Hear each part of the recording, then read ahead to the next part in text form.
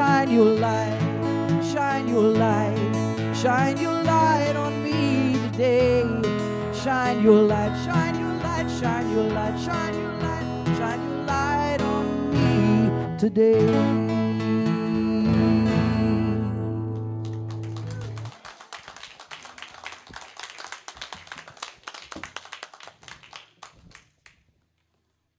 Good morning, everyone.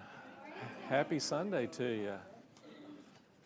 Thank you, Leanne. That was absolutely beautiful, absolutely wonderful. And thank you for shining the light through you today. Yeah. Good morning, everybody. Well, when I was praying about what I was going to speak on this week, earlier in the week, I was meditating and I got just this message: you are the miracle.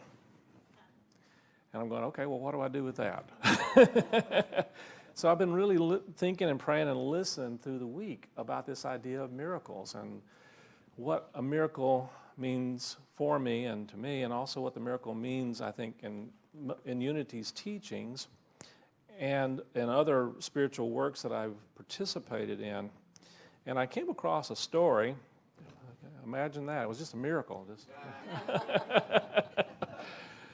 Maybe you've heard the story about the pastor that had a kitten that climbed up in a tree in his backyard and then was afraid for it to come. He was afraid to come down, as kittens sometimes are. And so the pastor didn't know what to do exactly. He tried to coax the kitten, offered it warm milk and et cetera, but the kitty just wouldn't come down. So the tree was not sturdy enough for the pastor to climb up. And so he had this idea, so he decided he was going to take a rope and lasso the top of the tree and then hook it up to his car. And he was going to actually then take the car and just very gently pull the tree down low enough where he could reach up and take the cat out. And it seems logical to me. And so as he's doing this, he's driving along and goes a little bit further. And he wasn't quite far enough to really get the cat yet. So he gets in his car and he goes a little bit farther. And about that time, the rope snaps. And the kitty goes flying. Well, it just so happens that he goes around the neighborhood and he's looking all over the place and asking everybody, have you seen a kitten? And no one's seen it. And he just said, well, I'm just going to pray about this and turn it over. He said he felt really terrible about it, but he just turned it over and just let it go and just trusted that, everything was going to be okay. But a few days later, he was at the grocery store and met one of his church members, and he happened to look into her shopping cart, and there was amazed that it was full of cat food, because he had known this woman and knew that she didn't like cats. She was a cat hater, actually. And he asked her, well, why are you buying cat food? She says, oh, I have to tell you about this. You just won't believe this. So he told her, he says that her little girl had been praying for a cat. Had been praying for a cat. And she said, well, if God gives you a cat, then you can keep it. Fair enough? And so I could not believe it. She went out in the backyard, got down on her knees, and started praying, and would you believe it? A cat landed right in front of her. Well, I believe in miracles, I want you to know. Oh, I love that story. And there was another story. Grandkids apparently came to visit church one day with the grandfather, and the grandfather asked one of the little boys, how did you like Sunday school? And he says, no, I didn't like it at all. And he said, well, why? I don't understand why you didn't like it. He said, well, they made us sit there with our eyes closed for a long time. And the pastor kind of looked at, not the pastor, but the grandfather looked at the kind of the lesson that they were working with, and realized that what they were doing was trying to help the kids to understand what it would be like to be blind, and how Jesus had healed the blind man, and what it would be like to not be able to see and then be able to open their eyes and see. So he's trying to help them to understand that, and the little boy says, but I don't like to be blind. Well, I thought about this, and I think sometimes some of us, whether we realize it or not, we like to be blind, you know? Sometimes we don't really open ourselves and open our eyes to the possibilities around us, or we don't really open our eyes to the reality and the truth that is in front of us. Some of you know that for many years, I've studied the Course in Miracles, and the Course in Miracles is a wonderful and very powerful work, and one of the things I always encourage people when they first beginning to study and understand the Course in Miracles is to recognize that the Course in Miracles is a beautiful spiritual work that, as I tell people, it is a course in flying, and really most of us are still learning how to crawl. And so it's very absolutist in its presentation, but there's some amazing, magnificent understanding and awareness that people gain from understanding the principles underneath the Course in Miracles. Now, I want to read to you what a miracle is from the Course in Miracles. A miracle is a correction. It does not create, nor really change at all. It merely looks on devastation and reminds the mind that what it sees is false. It undoes error, but does not attempt to go beyond perception nor exceed the function of forgiveness. Thus it stays within time limits, yet it paves the way for the return of timelessness and love's awakening. For fear must slip away under the gentle remedy it gives. A miracle contains the gift of grace, for it is given and received as one. And thus it illustrates the law of truth the world does not obey, because it fails entirely to understand its ways. A miracle inverts perception, which was upside down before, and thus it ends the strange distortions that were manifest. And now is perception open to truth. Now is forgiveness seen as justified. I love this definition. There's a little bit more that we'll talk a little bit later, but one of the things that came to me is that a big part of our difficulties and challenges in this world is that we have accepted illusion as reality. That's really one of the primary principles, not only of the Course in Miracles, but it's also one of the primary principles in much of what Unity teaches. In Lessons in Truth, Emily Cady talks about the understanding of bondage or liberty, which we have in this life a decision and a choice about how we are going to choose to see and experience life, each other, and ourselves. I'm going to suggest to you one of the most significant awarenesses for us to have is to begin to pay attention and notice what our choices are. Notice what we're choosing to think and feel, not so much about out here in the world, although that's important, because what happens and what we see and what our perceptions are of what happens out here in the world begins, in all honesty, with the perceptions that we have of who and what we are. How many of you wake up in the morning and just really say, thank you, I'm a miracle?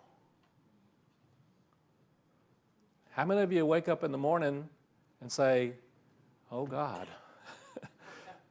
See, there's two kinds of people in the world. The people, you know that story? There's two kinds of people in the world. The people that wake up in the morning and say, good God, it's morning. And then there's others who say, good. God, it's morning, right? So part of our work is to really notice where we are approaching ourselves. It's one of the most, I think, important works that we can do as spiritual beings is to begin to recognize and be willing to honor and recognize that. Vera Dawson-Tate, a wonderful Unity writer in the work Take Command, said, when the free flow of unobstructed life takes place, we often are in awe and we term it a miracle. And what she's really saying is that there is always a free flow of life energy working in and through us. And what happens when we let go of those things that stand in the way of that life energy is healing. And we see that healing oftentimes as miraculous.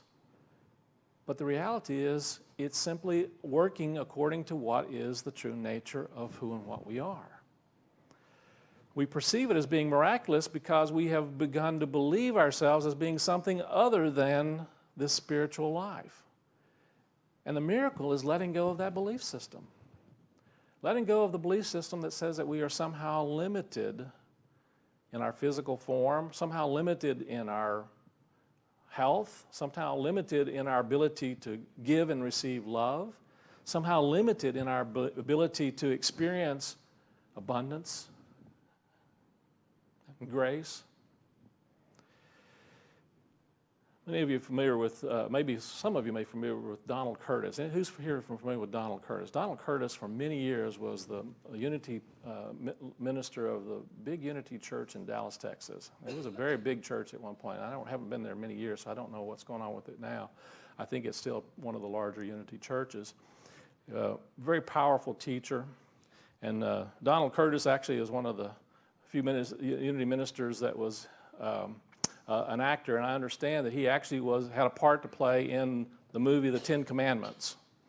Somewhat of a bit part, I think, but it was a part. He was, how many people can say that they were in the movie The Ten Commandments?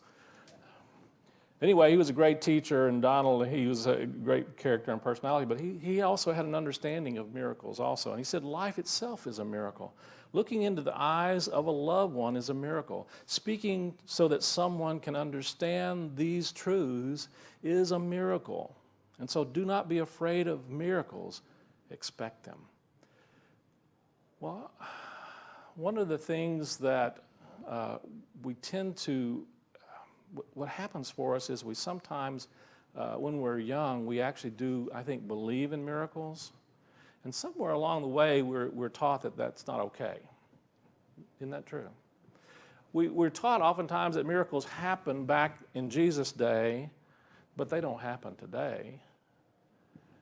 But I would suggest to you that we're sitting in the company of miracles right now. I shared this some last week. There are people in this congregation that have had amazing physical healings, amazing and wonderful demonstrations of abundance and prosperity, amazing healings in relationships and connections. And those are all miracles. And the miracles are really working through a shift in our perception, shift in our way of looking, shift in our way of seeing things. And it begins with a shift, I believe, in shifting our way of seeing ourselves. One of my favorite teachers is Louise Hay, as many of you know. And Louise Hay talks about this understanding that the biggest challenge that we have, she says when someone comes into her for counseling, one of the first things she begins to hear is, well, my relationships don't work, my finances don't work, my health is not working.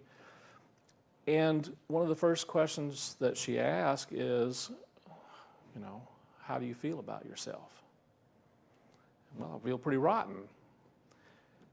And the point that she begins to get people to understand is that all of these different difficulties that she's having are basically created by that sense of feeling rotten. There's a feeling of innate in our life that says, I'm not good enough. I'm unworthy. There are whole religions that are geared toward making sure you know that you're unworthy. Wouldn't you agree? And because you're unworthy, well, these are the answers. Well, the challenge with that is when you create a sense and a feeling of unworthiness, you are actually creating the very thing that is causing all of these difficulties that are going on in people's lives. You're not created in any way as unworthy. You were created in the image and after the likeness of the divine. And the very fall of humankind is that one belief system that somehow says that I am not a part of the divine. I somehow am separate.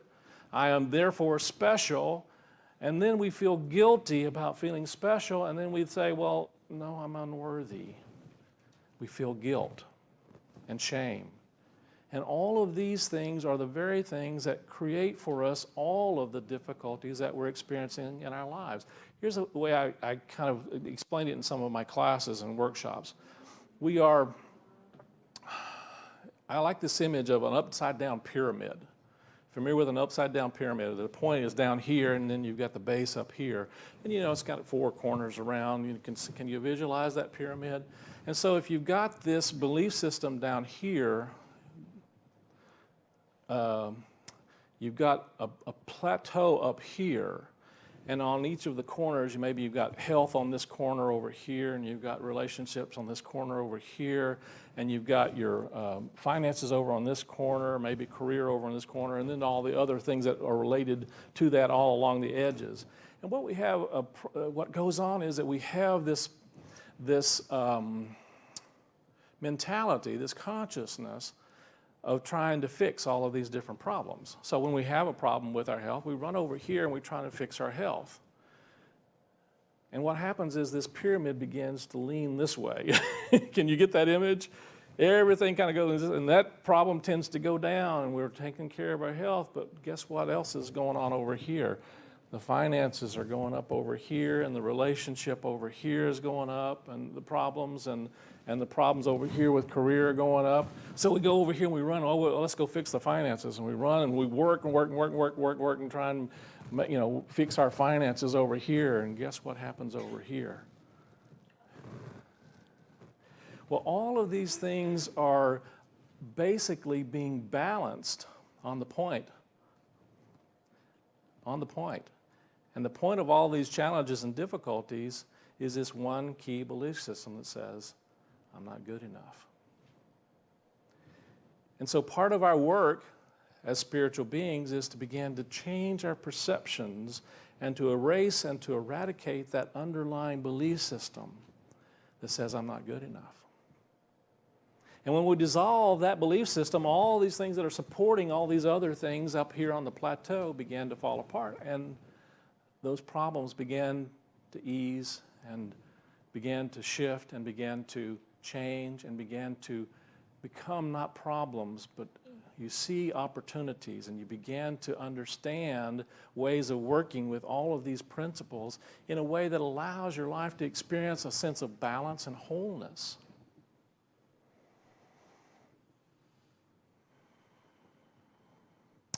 In a wonderful work called Working with God, Gardner Hunting says the difference between what we call a natural process and what we call a miracle is largely a matter of time required to reach the desired end. But doing a miracle is merely a matter of understanding the laws by which it is done. And so the laws by which all of the things that are going on in our life are basically the laws of our consciousness. What we are holding in our awareness, holding in our energy, holding in our thought patterns, holding in our belief systems, holding in our subconscious mind, those are the things that are actually helping to shape and form what's going on out here in the world, right? And then we run all over the world trying to fix all of the things that have been created by our consciousness, believing that somehow by doing that, everything's going to change. And yet the very first thing that we are called to do is to begin to accept a miracle. And you accept a miracle first by recognizing that you are that miracle. You are this amazing creative power and being. And by owning that, you begin to shift the understanding and awareness of what is going on out here in the world. One of the greatest teachers, I think, of unity was Eric Butterworth. And Eric is a very powerful, bless his heart, he's just made such an impact on unity and unity's teachings. But one of the things he says is kind of interesting. He kind of shocks some people. And he says, I tell you not to expect a miracle. Because sometimes when you are trying to expect a miracle, that's a belief system that says there's something out here that's going to make this amazing change in a way that I don't comprehend or understand, and it very well may do that. But one of the things he's saying is if you're waiting for some force out there to change in order for you to experience your good, you've got it backwards. Just like the Course in Miracles says, it's upside down thinking.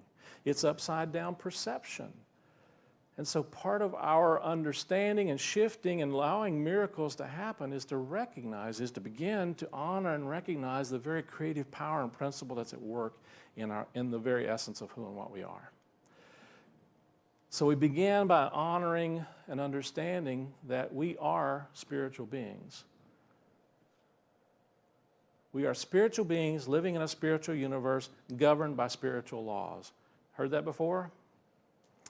I am a spiritual being living in a spiritual universe governed by spiritual laws.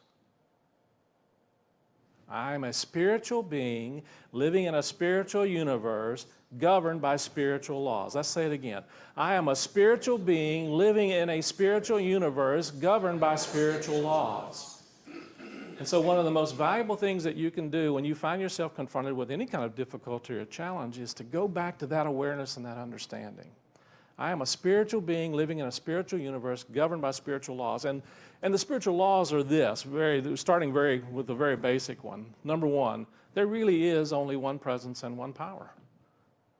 There really is only one. And when we awaken to that understanding that we are spiritual beings living in a spiritual universe governed by spiritual law, and we understand that there's only one. There's only one here. Think about different challenges that you may find yourself facing in life right now. And if you will ask yourself that question, who am I? And listen for that answer, I'm a spiritual being, living in a spiritual universe, governed by spiritual laws. You'll begin to change the very perceptions that are creating the difficulty and challenge in the first place. And when you begin to do that, you will experience a miracle. And the miracle is a clear awareness that there really is only one presence and one power. You'll begin to see and recognize and practice this understanding that there really is only the presence of God here and now, in this moment, in this circumstance, in this situation, even though I don't like it. Maybe especially because I don't like it, I don't know. But that's part of the miracle also, isn't it? Beginning to look beyond all of the things that we have judged and labeled as not being okay. It starts with number one, we have to begin to change that perception that we have of ourselves as somehow being less than. And it has to happen not just on a conscious level. It really does have to happen all the way down into the subconscious level and begin to honor that beautiful light that we have been created to not only be, but to let shine through us. Because we are created in and of and as expressions of that light, that creative power. And a big part of this is really changing. One of the most valuable, significant things to begin to create miracles in our lives is to honor that essence of who and what we are, that spiritual nature. And the most powerful ways we do that is with our thoughts and our words, right? Our words are very powerful.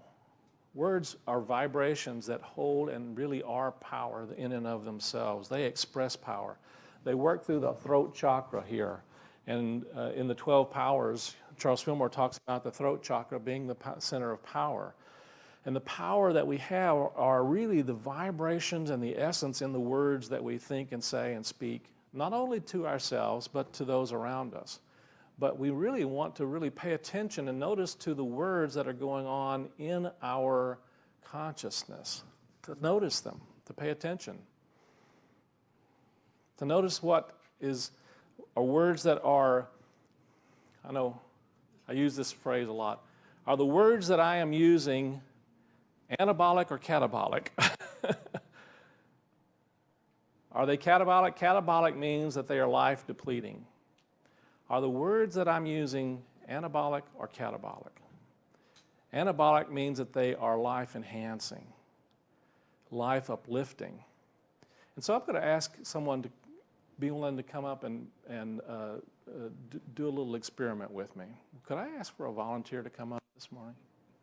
Who's ready to come up and do a little experiment with me? Susan, come up, please. Thank you. Thank you. Thank you for volunteering. Let's give her a hand for volunteering. So one of the things that's so important for us to notice is to really pay attention to the energy of our thoughts and our feelings. And Susan knows about this because we've talked about this at different times as well. However, it's irrelevant whether we know about it. It really makes a difference what's going on inside of us. Wouldn't you agree? Yeah. So would you be willing to do a little muscle testing with me? Sure. All right. Would you hold your arm out and just hold this arm out and just be stiff? And so I'm just going to kind of push down right here. Okay. I want you to resist. You're resisting. That's good. So let me do it again just to kind of get a sense. Okay. All right. So I'm going to be pushing basically the same each time. My intention is to push the same each time. So what I want you to do is I want you to think about someone that you love. And that's very strong. And now would you think about a time that you've gotten angry recently? Or upset or irritated even? I have, I just don't remember. Yeah. And think about a time that you've been sad. Now, I feel I'm pushing the same. I'm quite certain I am. Now, I want you to, again, think about someone that you really care about or something that excited you recently, maybe. And notice, I'm telling you that she is absolutely rock solid when I do that. I can do that with, I can almost guarantee I can do that with almost everyone here. Now, there is some subjectiveness to this, I acknowledge, but it really is a phenomenon that happens that our muscles drain when we're focused on energies that are not supportive of us. Thank you, Susan. Let's give her another hand. Thank you. Bless her. There is a power in our thoughts and our words, so it's so important for us to really pay attention and notice the words that we're saying to ourselves. All words in Unity Guide to Healing, Connie Fillmore, the granddaughter of Charles and Myrtle Fillmore, said that all words of truth are alive with invisible energy that has power to work miracles. And so for the very act of noticing and paying attention to the words that we're feeling and saying to ourselves internally, we are either lifting ourselves up into health and wholeness and into more vibrant energy in our lives, or we are actually depleting the energy from our physical being. I would say we're depleting it from our soul as well. So, you know, we have amazing power over our physical health, but we also have amazing power over our connections with others, with our relationships with others. This is, I think, so significant and important in terms of connections that we have with each other. Not only are the thoughts that we hold about ourselves having an impact and an effect on our physical being, they're actually having an impact and effect on the health and well-being of those around us. Now, that can be a little scary, can't it?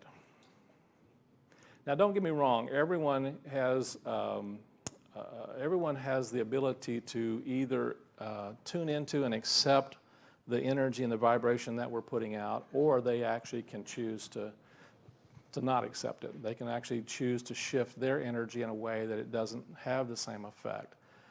However, when we are around each other and we're not really paying attention, we're not conscious, and we're holding energy about someone, with someone, that's not anabolic, that's not life uplifting, we're having an effect on every cell in their body. You realize that? We're having an effect on their finances. If we see them somehow as being lacking, we are actually helping to contribute to them being lacking. Do you realize that? If we see them as, in some way, not being healthy, we're actually contributing to them being not healthy. And so part of our work is to begin to shift our understanding and really have that miracle consciousness of looking beyond the appearances and holding an energy of light and love and peace and joy for those around us, especially those who really tick us off, because they're our teachers, right? Those are there in our lives because they are there to help us to heal whatever energies it brings up within us that challenges us. Now, sometimes that's not fun. And sometimes it's a matter of also making sure that we are not maintaining experiences and relationship with those who are continually draining us, pulling us down. Because we're not really being, one, fair to ourselves, but we're also not really being fair to them in maintaining a way of thinking and seeing and being and living in life that's not life-enhancing for them. We're setting ourselves up and we're setting them up in some ways as well, whether we realize it or not. And so you want to try and surround yourself with those who are going to be there, not necessarily, I'm not talking about just somebody who's always going to be a yes person, don't get me wrong. One of the most valuable things you can have is someone who will call you on your stuff. It's true. We don't like it sometimes, but it's true. Sometimes the most loving thing I can do for someone is show them a mirror. And one of the most loving things that sometimes someone does for me is to show me a mirror. And I sometimes don't like the way I look in that mirror. Have you noticed that? Sometimes we don't like the way that we're showing up. But if we don't have those mirrors in our lives, how are we going to know how we're showing up? And so we want to bring people into our energy, into our consciousness by holding thoughts and awarenesses of not only a belief system about ourselves. You see, as we hold a more honest and loving belief system and vision and image of who and what we are and what we've come here to be and what we've come here to express, we attract to us people who are actually going to be able to see that in us even more clearly. We'll be able to attract more of the people who have the kind of awareness and vision to see that divine nature that's in us, to see our unique characteristics, and to be able to help even bring those out from within us. And, interestingly enough, whether we like it or not, the opposite is true. When we have thoughts and feelings and belief systems about ourselves of, I'm not good enough, I'm unworthy, I'm dumb, I'm stupid, anybody know any of those? I certainly played with those a lot in my life. I tend to draw to me those wonderful teachers that are there to show me those thoughts and belief systems. Have you noticed that? We think it's actually them doing it, which is kind of crazy. We think it's them that's actually making us feel that way. But the reality is, when we are having those kind of thoughts and feelings and energies going on in our lives, we invited people to come in and validate that for us. And so if we don't really want to continue with that kind of thought, that kind of energy, that kind of experience, if we want to, how shall I put it? If we want to fire those teachers in our lives, one of the best ways to do that is to begin to shift the energy that's drawn them into our experience in the first place. One of my favorite sayings is, you know how to get an elephant out of your backyard? How many know how to get an elephant out of your backyard? Getting an elephant out of your backyard is so easy. You stop serving them tea. You didn't know that? You stop serving them tea. You stop giving them time, energy, and attention. And you stop feeding it, basically. And I can tell you, when you stop feeding it, when you stop giving it time, energy, and attention, the elephant's going to go somewhere else, right? Well, that's true of our life experiences. That's true of those thoughts and beliefs about ourselves that are not reflecting our true nature. And so part of our work is really to stop serving tea to those things in our lives that are not really lifting us into that miracle understanding of who and what we are, that are somehow taking us in a different direction from that. Eric Butterworth says in Celebrate Your Life, he says, the new science of prayer is not a naive effort to coax a miracle from a reticent God, but a commitment to be transformed by the renewing of the mind, along with a conviction of worthiness wherein one may claim his good as a child of God. I love that. May claim his good as a child of God. Well, you know, miracles happen all the time, and one of the things that I love about what I do is that sometimes things show up in my life. amazing opportunities and times when I'm open to that possibility. Just really open to knowing that things are going to work in a positive way. They may not always work out the way that I think they're supposed to, which is not unusual, but they often will work out in ways that I had not imagined possible. I believe that in many ways that my even being here and being able to be a minister to this congregation was a miracle. It was an answer to prayer. It was a way of listening to our guidance, Julie and I, about what's next for us. And at the same time, I know that there was a lot of prayer going on in this congregation to have us come here and to be ministers here. And boy, all of the events that took place to try and move from Seattle and, it was just, selling of the house and all the mechanics of that, and had a car wreck right before I left, and the car was completely totaled, which actually solved one of our problems of how to get a car down here. Wasn't the way I anticipated, but it worked. And I had no intentions of it happening that way, but the universe has different ways of doing things, and so I just am open to them happening in loving and positive ways. Well, Julie came across a quote this morning, and as I mentioned, what we were going to talk a little bit about, and she said, "Oh, I got this great quote for you. Let me read this one to you. Could a greater miracle take place than for us to look through each other's eyes for an instant?" Henry David Thoreau. Could a greater miracle take place than for us to look through each other's eyes for an instant? Now, she told me this was actually in a commercial, and it really was an understanding and acknowledgement of recognizing that you don't always know where people are coming from.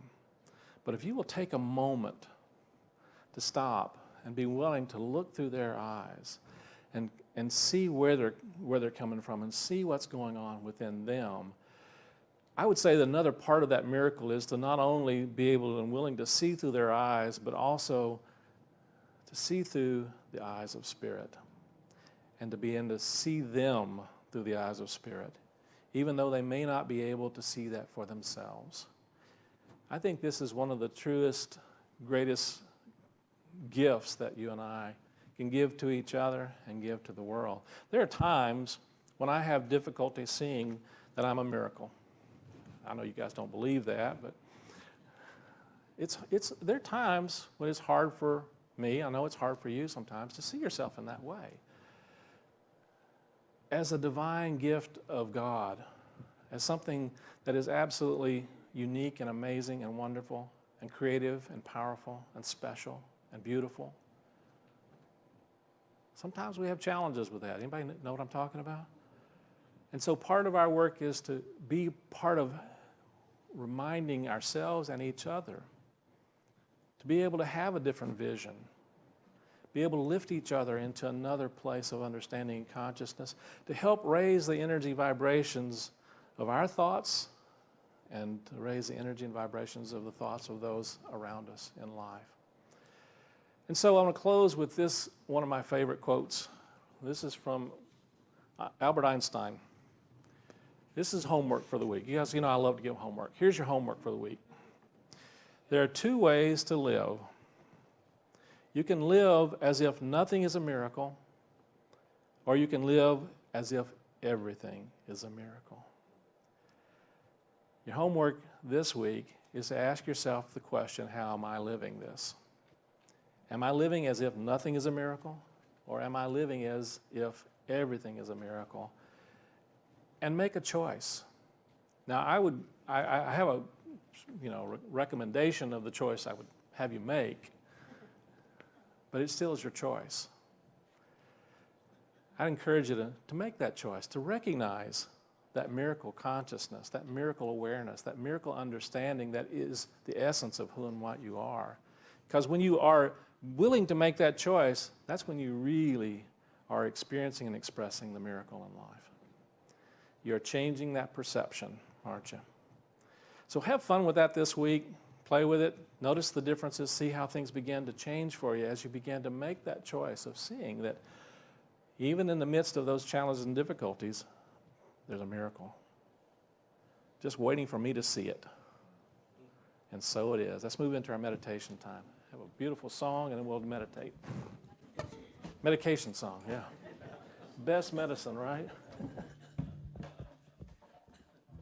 many of y'all have heard this song already. I wrote it for Easter, and it was Easter just last week. Can you guess? Ooh, yeah, yeah, yeah, yeah.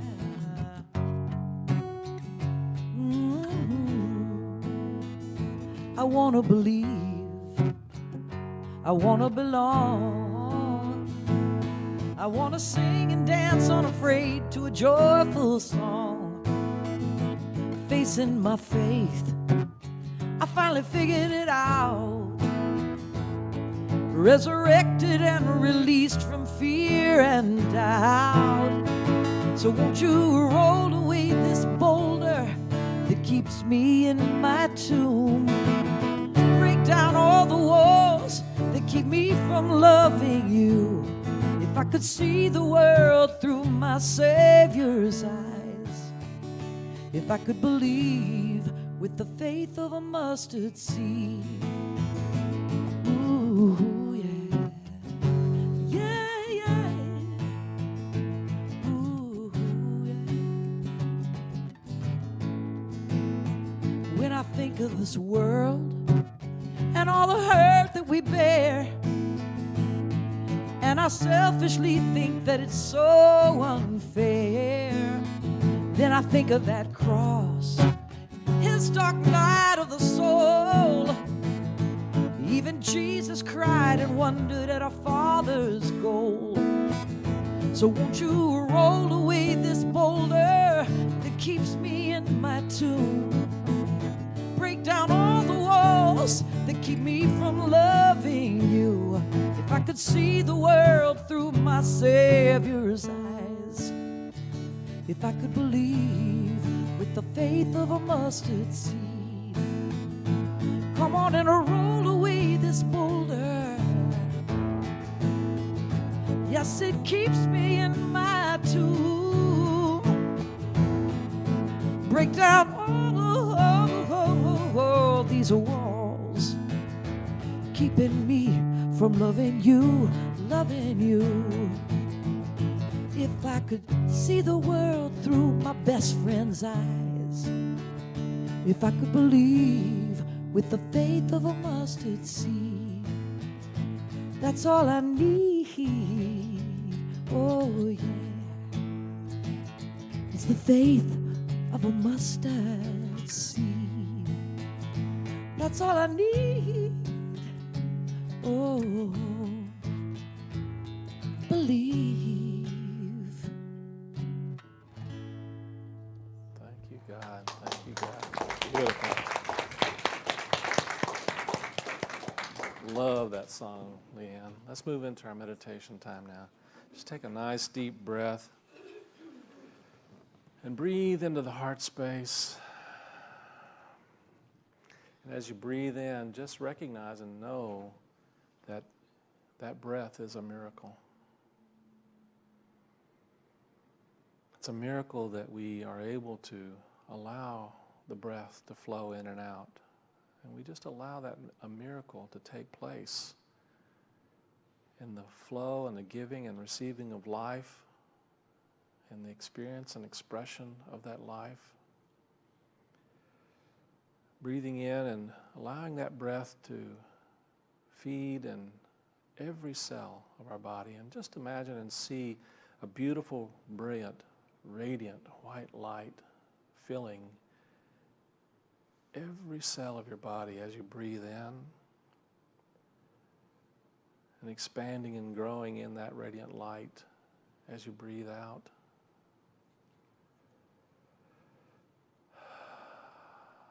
If there are thoughts or feelings that come into your awareness that have made you feel in some way limited, less than,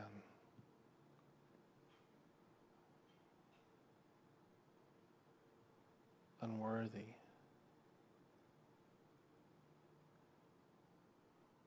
you're invited to allow the miracle to take place. and to release those into the Christ light and the love that God is. And know that that is not how you are created. That's not the truth of who you are. You are created in the image and after the likeness of divine love, of pure light, of pure life, of wholeness, of beauty, of peace.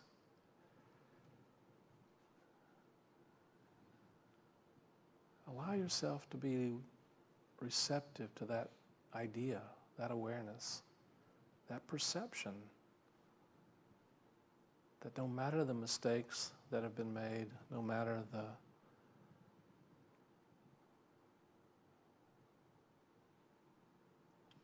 challenges that have been faced, and no matter how you've seen yourself in the past,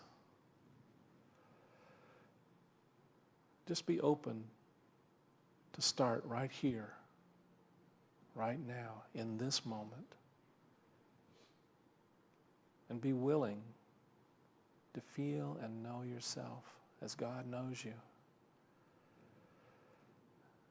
A beloved child of the Most High,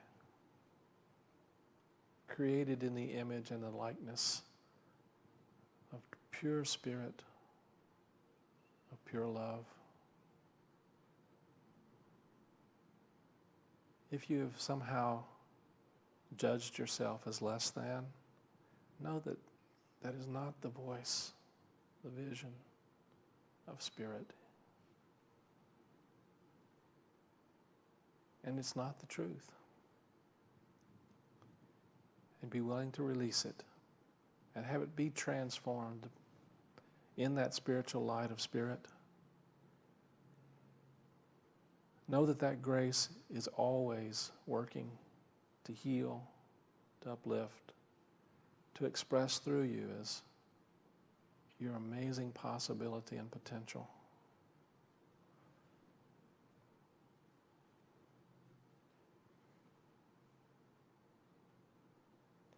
Releasing all the past and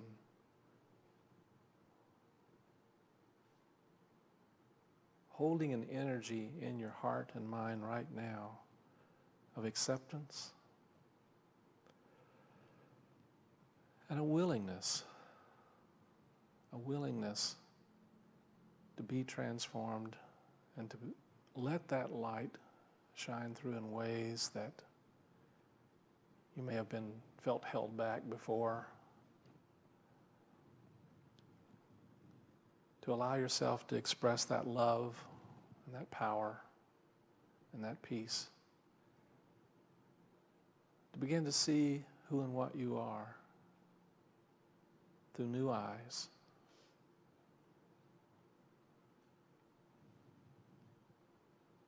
Thank you, Blessed Spirit,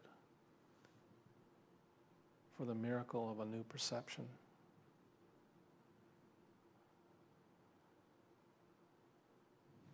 Thank you, Blessed Spirit, for the miracle of wholeness.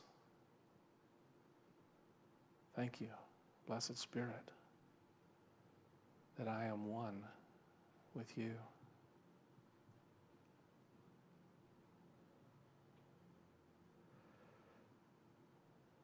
And thank you, Blessed Spirit, for helping me to see beyond my ego mind consciousness of limitation into the truth of myself as an expression of the miracle in my life and in my world.